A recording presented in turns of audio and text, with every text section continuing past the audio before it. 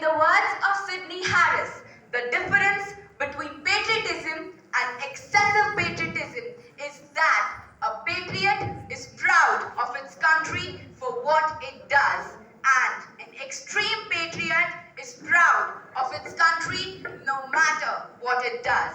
The first attitude creates a feeling of responsibility, but the second creates a feeling of blind arrogance that leads to war.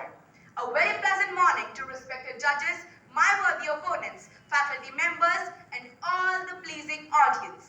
I, Tanishka, hereby humbly express my thanks for your interest in the harms of patriotism. I am hereby standing for the motion, and if I have your permission, I would like to begin by stating my take on this particular topic. Patriotism is defined as devoted love, support, and defense for one's country. Extreme patriotism, on the other hand, to quote Albert Einstein, is an infantile disease. It is the measles of mankind. When Indians say India is the greatest country on earth, that is extreme patriotism.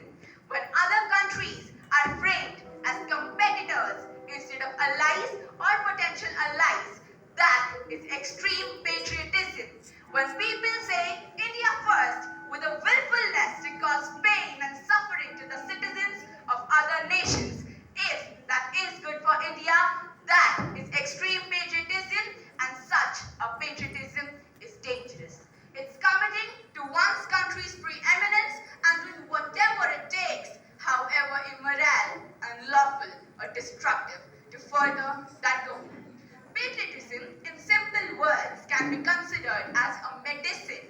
When taken in adequate doses, it is very effective. But my friends, just when the dose goes more than needed, it takes the form of a dangerous drug. Ask me, and I have lots of reasons to say that extreme patriotism is a bane. But one of the most recent of which I remember is that a man who worked in a software company in a country like India was killed by a group of extreme patriots just because his face denoted the demographic notions of some men of Middle East. Is that your extreme patriotism, ladies and gentlemen?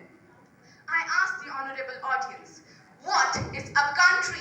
What is the meaning of a country? And obviously the country in this context, I am not referring to the geographical land, because we don't fly flags, proclaim a love for or a willingness to die for our country because of where it is located on a piece of map. I believe no mere lines drawn by some people years ago can determine your moral considerations.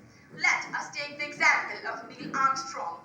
He planted the flag of USA on the moon, and coming back to Earth, he quoted, "A small step of man and a giant leap for mankind." At that time, he didn't say a small step of America and a giant leap for Russia.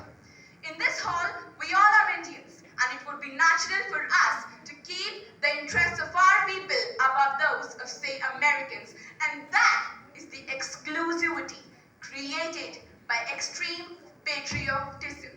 After such a long discussion, here comes the concluding part.